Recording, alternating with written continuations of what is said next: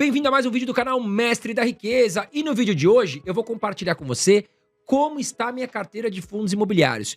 Eu resolvi vender alguns fundos imobiliários. Para ser mais exato, eu vendi 7 fundos imobiliários. Eu tinha 27 fundos imobiliários e agora estou com 20 fundos imobiliários, tá certo? Então eu vou compartilhar com você o porquê que eu fiz essas vendas, né? E detalhe, ainda comprei um fundo imobiliário novo também na minha carteira. Vou compartilhar com vocês e explicar o porquê que eu comprei, tá? Mas para ficar claro, eu vendi esses fundos imobiliários, mas eu reinvesti em outros fundos imobiliários que eu tinha, tá certo? Simplesmente eu tirei alguns fundos imobiliários, tá bom? Para reduzir a exposição da minha carteira, achei que estava pulverizado, mais difícil de controlar, reduzi um pouco a composição, a quantidade de fundos imobiliários da minha carteira e reinvesti em outros fundos imobiliários que eu já tinha e adicionei um fundo imobiliário novo que eu vou compartilhar aqui com você, tá certo? Vamos falar também do cenário, o que está acontecendo com os fundos imobiliários agora nesse momento. Mas antes de mais nada, já vou pedir para você se inscrever aqui no canal Mestre da Riqueza e ative a notificação aqui no sininho para que você não perca nada aqui do canal Mestre da Riqueza. Bom, fundos imobiliários nesse momento, na minha opinião, estão muito baratos, estão muito atrativos, tá certo? Por quê, André? Nós temos um cenário hoje de juros altos no Brasil. Nós estamos com a inflação aí saindo do controle e o Banco Central se viu obrigado a aumentar a taxa de juros. Não tem outra solução. Tem que aumentar a taxa de juros para conter a alta da inflação. É um remédio amargo, mas que o Banco Central se vê obrigado a fazer nesse momento. Quando a gente tem a alta da taxa de juros aqui no Brasil, os produtos de renda fixa eles acabam pagando mais também. E aí quem sofre nesse momento é a renda variável, tanto as ações como os fundos imobiliários, né? E a gente está vendo os fundos imobiliários, alguns deles derreter 15%, 20%, tá? Mas claro, se a gente colocar os dividendos em jogo, a gente vai diminuir aí o percentual de queda, tá? Dito isso, os fundos imobiliários estão hoje muito atrativos, porque quem gosta de comprar bons prédios comerciais, bons shoppings, bons galpões logísticos, essa é a hora, né? Porque se há 2 meses atrás você achava tudo maravilhoso, estava comprando muito fundo imobiliário, neste momento que caiu, os prédios continuam lá, a localização continua super valorizada, os fundos imobiliários continuam pagando bons dividendos, só que eles estão mais baratos, tá? Eu não tô falando que a renda fixa é ruim, nada disso. A renda fixa, pagando o que tá pagando hoje, sim, é muito bom. Mas para uma carteira diversificada, que é o que eu ensino aqui, você tem que ter renda fixa, você tem que ter fundo imobiliário, você tem que ter ações, você tem que ter ativos no exterior. Conforme você vai aumentando o seu patrimônio, você vai diversificando, colocando um pouquinho em cada caixinha, conforme o percentual aí que o teu perfil de risco aceita, né? Se tem um perfil mais agressivo, você vai ter mais renda variável. Se você é um perfil mais conservador, você vai ter mais renda fixa, tá? Agora, tá barato para comprar tudo, na minha opinião, nesse momento. Tanto ações, como fundo imobiliário, como até mesmo Bitcoin, tá certo? Que eu acho que o Bitcoin vai subir muito ainda, mas enfim, nós vamos falar agora de fundos imobiliários.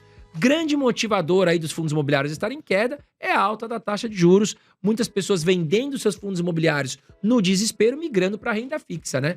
E aí muitas pessoas não entendem o que estão fazendo, entram em desespero, começam a vender os fundos imobiliários a qualquer preço, migrando para uma área que talvez eles não estão seguros ali numa renda fixa, né? E aí, entre os investidores que estudam, que têm mais conhecimento, que têm mais visão de longo prazo, e estão comprando os fundos imobiliários de quem está largando a qualquer preço. Até mesmo, rodando aqui por São Paulo, a gente vê o quê? Lajes comerciais ali na Faria Lima, na Juscelino Kubitschek, super valorizadas. Cada vez mais os escritórios voltam a ser procurados. A gente está vendo que a questão do home office, que era a grande promessa do mundo depois de 2020, não aconteceu. As empresas voltaram a procurar escritórios e tem prédios comerciais aqui em São Paulo que fazem parte de grandes fundos imobiliários muito bons. Esses prédios estão super valorizados. Aí você vai negociar fora do mercado da Bolsa de Valores, uma laje comercial, um escritório, você vai falar, pô, tá super valorizado, tá super caro, o aluguel é alto. Aí você vem para a Bolsa de Valores, o cenário tá diferente, né? Tá tudo apanhando, mais por especulação do que por desvalorização do ativo, né? O que não faz sentido. Então a gente tem grandes promoções nesse momento, grandes oportunidades que estão na mesa e muitas pessoas estão desperdiçando. Mas aí você vai me perguntar, pô, André, mas você tá vendendo fundo imobiliário, você vendeu alguns fundos imobiliários. Tá certo, eu vendi, mas tô deixando claro para você que eu reinvesti em outros fundos imobiliários que eu tinha em carteira. Eu tô simplesmente diminuindo a minha exposição em número de ativos. Eu tinha 27 e agora estou com 20 fundos imobiliários, tá? Simplesmente eu fiz um rebalanceamento dentro da minha carteira. Eu não vendi fundo imobiliário para comprar renda fixa. Eu não fiz isso, tá? Mas vamos lá então, vamos começar falando agora dos fundos imobiliários que eu vendi, tá? tá? E aí nós vamos começar aqui pelo setor de lajes, né? E eu gosto bastante desses fundos imobiliários, tá? Eu vendi justamente para focar em outros fundos imobiliários que eu já tenho em carteira, que eu vou mostrar para você a composição, inclusive, da minha carteira, tá? Então eu vou falar a primeira venda que eu fiz aqui, foi do HGRE11. O fundo imobiliário é muito bom, mas eu considero que o HGR11, ele tem alguns imóveis em localizações mais complexas, menos atrativas, tá? Isso aí contribui o quê? Para ter dificuldades de achar novos inquilinos. E se a gente vê a vacância do HGR11, olha aqui, eu puxei no Investidor 10, tá com uma vacância de quase 17%, que é uma vacância significativa para um fundo de laje. Então eu acho que é um fundo que vai se recuperar ao longo do tempo, né? Caiu bastante, mas vai demorar um pouco mais. Então, nesse momento, eu resolvi vender para aportar em outro fundo imobiliário de laje que eu tenho, que é o PVBI11, tá? Agora, mais um fundo imobiliário, segundo também que eu fiz venda, que é o JSRE11, que ele é um fundo imobiliário também focado em lajes corporativas, né? E segundo aqui tudo que eu estudei, nós temos, por exemplo, o edifício Paulista, onde a Petrobras zerou a vacância, conseguiu diminuir a vacância, tá certo? Mas nós temos aqui alguns ativos também do JSR11 com alguma dificuldade ali em encontrar inquilinos, tá? Então, acho que o JSR11 apanhou muito, caiu demais, tá com um PVP extremamente atrativo na casa aí de 40% de desconto hoje sobre o valor patrimonial, mas também foi mais um fundo imobiliário que foi para minha listinha de vendas, e aí eu aumentei minha participação no KNR11, né, que é um ativo híbrido que tem o quê? Ele tem uma exposição de 60% em lajes, 40% em logística, então me sinto mais protegido nesse momento, até porque o setor de lajes, com os juros altos, com uma economia mais enfraquecida que nós estamos no Brasil, ele tende a ser mais protetivo, no caso o KNR11, tá certo? E quando eu falo uma economia mais enfraquecida no Brasil, é essa questão, né, da inflação tá fugindo de controle, nós temos aí uma política fiscal que não está ajustada aqui no Brasil, então a gente tem que estar de olho em tudo que está acontecendo aqui e, a meu ver, a gente tem alguns desafios aqui internos para se resolver no Brasil em relação à nossa economia, tá? Bom, vamos entrar em logística. O HSLG11 também é um ativo que eu vendi, tá? E por que eu vendi? Ele tem bons ativos, mas um grande inquilino do HSLG11 é a Casas Bahia. Com os juros altos que nós estamos enfrentando no Brasil, considero que essas empresas, Casas Bahia, Magazine Luiza, elas terão mais dificuldades, tá? Então, eu prefiro estar posicionado em ativos de logística com menor exposição a essas empresas e com ativos mais distribuídos, mais diversificados, com inquilinos mais seguros, tá? Então, o HSLG, que inclusive puxei aqui no Investidor 10, ó, tem a vacância zerada, tá tudo alugado. Mas o grande problema aqui que eu vejo é a questão do inquilino, no caso, muita participação de Casas Bahia, resolvi também migrar para ativos de logística que eu já tenho. O HGLG11, o BTLG11, o XPLG11, tá? Que são ativos que eu considero nesse momento com maior segurança, o LVBI11 inclusive. Bom, ativos de papel que eu saí foi o RBRY11 e o KNHY11, também não tenho grandes considerações a fazer, foi mais porque eu acabei consolidando um maior percentual nos ativos que eu já tenho, tá? E aí, eu entro agora na classe de FOFs, né? Que são aqueles fundos de fundos. Eu, particularmente, não gosto dos fundos de fundos, tá? Eu acho que é muito difícil no Brasil hoje para o gestor ficar tradando ali ativos. E quando a gente fala em FOFs, o que acontece? A gente está entregando o nosso dinheiro para um gestor tomar conta do nosso dinheiro, claro, porém ele vai pegar o nosso dinheiro e comprar outros fundos imobiliários. E ele vai ganhar a valorização caso esses fundos imobiliários que ele escolheu se valorizem. Mas imagine você numa época de crise, né?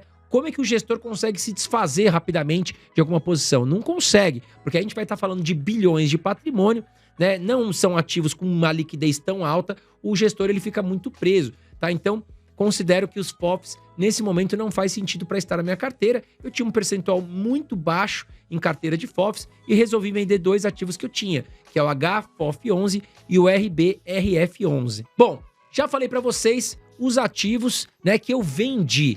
Então, vamos trazer aqui, ó, o sistema puxou para mim a minha carteira atualizada, tá? Ainda não trouxe um ativo que eu falei para vocês, que eu vou compartilhar, que é o Tegar 11. Eu fiz a compra do Tegar 11 recentemente, tá certo? Cerca de 10 mil reais, não vai aparecer aqui nessa lista, mas enfim, porque eu puxei aqui no sisteminha aqui do meu banco, ainda não puxou o Tegar 11, comprei recentemente, tá certo? O Tegar 11, ele é um ativo onde o gestor ele compra terrenos, ele constrói o ativo, ele é um ativo de desenvolvimento. E aí ele vende posteriormente esses ativos ou aluga esses ativos. E ele sim é um fundo imobiliário um pouco mais arriscado, mas tende a pagar ótimos dividendos se a gente puxar o histórico. Então o Tegar11 também faria parte dessa lista que eu vou trazer aqui para vocês. Mas vamos lá, né? Puxei aqui no meu banco, tá certo? Ó, o primeiro fundo imobiliário que eu puxo aqui na minha carteira é o XPML11, tá certo? Com 9,4% de participação e o valor aqui está em tela para você. O BTLG11 é mais um ativo da minha carteira, hoje ocupa a segunda posição em percentual,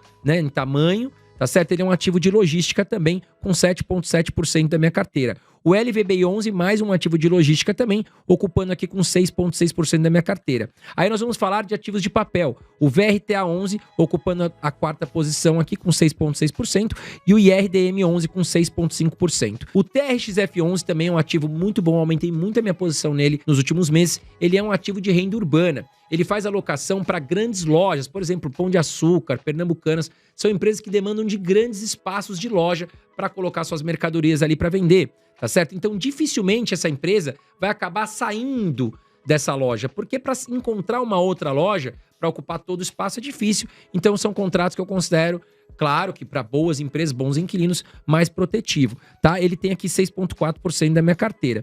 Bom, entramos aqui agora em um fundo imobiliário de shopping, que é o VISC11, ocupando aqui 6,3% da minha carteira. O MOL11 também, um ativo de shopping com 6,2% da minha carteira. O XPLG11, que é um ativo de logística com 6,2% da minha carteira. Um fundo imobiliário de papel que eu gosto muito também, que é o REC-R11, com 6% da minha carteira. Temos aqui mais um ativo muito similar ao TRXF11, que é o HGRU11, que também faz alocação para grandes lojas, é um ativo de renda urbana, 5,4%. O KNR11, com 4,2%, eu aumentei o percentual, aumentei valores no KNR11 com essas vendas que eu fiz, tá? É um ativo híbrido que investe em lajes e também em galpões logísticos. Tem o HSML11, também mais um ativo de shopping com 4%. O KNSC11, que recentemente ofereceu oportunidade de entrada, tá com bom preço, do Grupo Kinea, um fundo de papel muito interessante, tá? Que investe também em CDI e IPCA. Lembrando que o Grupo Kinea tem aí ativos muito famosos, o Canip, que foca muito em inflação, você tem o KNCR, que vai focar muito na Selic, e aí eles lançaram o KNSC11, que vai dividir entre Selic e IPCA, e eu tenho ele na minha carteira, gosto muito, com 3,6% de participação. O PVBI11 é um ativo de lajes corporativas, que eu também aumentei participação, né? Fiz venda de alguns ativos, como eu falei nesse vídeo, HGR11, enfim, JSR11, e aumentei também participação no PVBI11, que tem aí ativos na Faria Lima, na Juscelino Kubitschek, são escritórios muito bem localizados, muito valorizados, e eu gosto muito do PVBI11, aqui então ele está na minha carteira com aproximadamente 3%. O MCCI11, um ativo de papel, também está na minha carteira com 3%. O HGLG11 com 2,7%, um ativo de logística. O RBRR11, mais um ativo aqui de papel com 2,7% na minha carteira. E o RBRP11, mais um ativo de lajes comerciais com 2,5% na minha carteira. E esse aí permaneceu em carteira, tá certo? Agora, eu falei muito sobre ativos que eu comprei recentemente, vou deixar aqui o card para você, inclusive falei mais a fundo do Tegar11, tá bom? Para que você possa fazer aí um comparativo do que eu tô falando, depois vai lá, tá certo? Mas fato é que a nossa economia hoje depende muito para os fundos imobiliários subir de uma redução da taxa Selic, e tudo isso está muito ligado ao quê? À política fiscal. O que vai acontecer aqui no Brasil, né? O Fernando Haddad tá aí para entregar uma política fiscal para nós, um pacote de corte de gastos, e a gente vai entender como é que vem esse corte de gastos. Quando eu falo a gente, é o mercado, né? Porque se vier bonitinho, bem amarradinho, com um lacinho vermelho, a tendência é que os fundos imobiliários possam dar um respiro e subir, né? A economia também controlar um pouco mais aí a questão da política fiscal, os investidores estrangeiros começar a olhar mais para o Brasil com fome de estar investindo aqui, tá certo? Mas até não sair esse pacote, a gente ainda está no escuro, por isso que o mercado tá aí lateralizando na baixa, não tá subindo, tá bom? Agora, interessante também, que eu quero saber é a opinião de vocês. O que vocês estão achando aí da economia brasileira? O que vocês estão achando do Fernando Haddad como ministro da Economia? Comenta aqui embaixo, né? Eu quero saber a opinião de vocês também, tá certo? Bom, mas se você não sabe, vai saber agora, é que você pode investir em fundos imobiliários também lá nos Estados Unidos. São os famosos REITs, tá certo? eles têm uma mecânica diferente, mas muito similar aos fundos imobiliários. Só que lá eles funcionam como ações, tá certo? Por quê? A vantagem dos REITs nos Estados Unidos, né, e é interessante estar compartilhando isso aqui com você, porque é mais uma possibilidade que você pode conhecer para diversificar o seu patrimônio. Eles podem captar empréstimo. E os juros lá nos Estados Unidos são muito baixos. Então imagine você, um REIT, captar 1 bilhão de empréstimo a juros 2, 3% ao ano. E aí ele vai lá, compra ativos pelo mundo e recebe muitas vezes 7, 8% ao ano de aluguel. É um negócio muito fácil. E é um mercado muito desejado nos Estados Unidos. O americano gosta muito de investir nos REITs e você que é brasileiro também pode investir nos REITs. Eu mesmo invisto, tenho uma grande parcela do meu patrimônio em REITs nos Estados Unidos, recebo dividendos em dólar, fora a valorização. Porque os REITs nos Estados Unidos, apesar de ter uma mecânica próxima aos fundos imobiliários aqui do Brasil, eles têm um potencial de valorização maior, porque eles funcionam mais como ações. Aqui no Brasil a gente fica mais limitado ao crescimento, né? E os REITs eles têm um potencial maior de valorização, além de pagar dividendos em dólar. E o dólar, como você sabe, realmente, meu amigo, não tem jeito, né? Quando eu achava que o dólar estava caro a R$2 alguns anos atrás, me surpreendeu, foi para 3. Quando estava em 3 eu achei que estava super caro, foi para 4 e hoje nós estamos quase a 6. Então a tendência do dólar, na minha opinião, é continuar subindo frente ao real, infelizmente, tá certo? E por isso a importância de você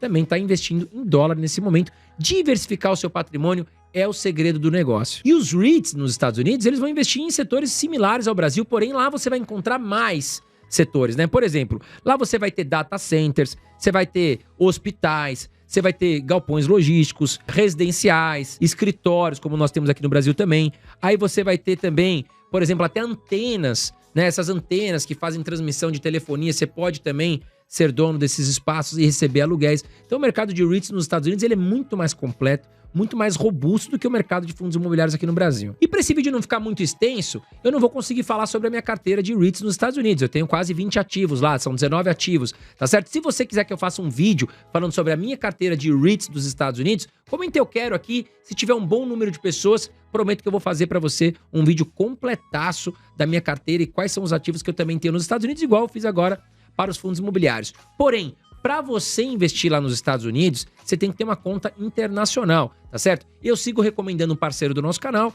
que é a Nomad. Inclusive o garoto propaganda aí, vocês vão ver em todo lugar, aeroporto, tudo que é lugar, é o Will Smith. É uma empresa muito grande realmente, que você vai ter bastante segurança para investir, tá certo? A Nomad tem um sistema muito legal, né?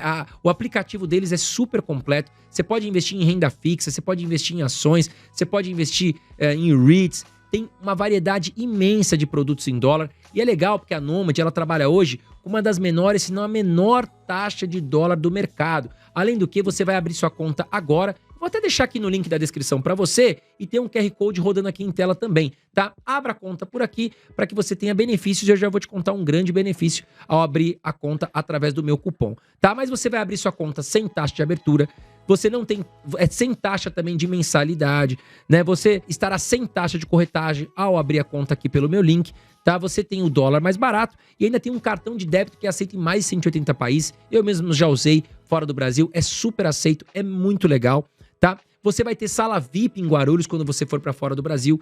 Vai ter uma baita de uma sala VIP com comes e bebes, tá bom? E o legal é que você pode fazer investimentos na Nomad a partir de $1. Agora presta atenção, tá? Você vai abrir a conta pelo meu link que tá aqui na descrição do vídeo ou pelo QR Code e vai utilizar o cupom 40 dias, tá certo? Pode ser que você já clicou no link, a hora que abrir vai estar lá.